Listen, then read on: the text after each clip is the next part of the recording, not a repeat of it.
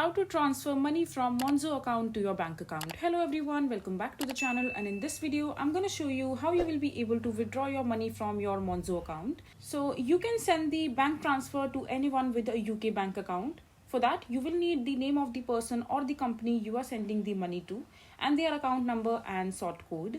So in order to do that, transfer should happen instantly, but it can sometimes take up to around 4 hours.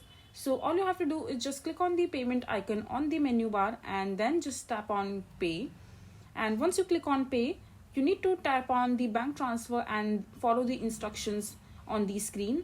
If you make a transfer over 10,000 euros, you will need to get in touch with the Monzo support system to raise your limit. And if you're raising your limit, it can take few more hours. You can also make international transfer with your Visa integration. So this is basically how you will be able to transfer the money from your Monzo account to a bank account. I hope you find this video to be helpful. So that is it for this video. If you find this video to be helpful, make sure to hit that like button and don't forget to subscribe to our channel for more such informative videos. And I'll see you the next time.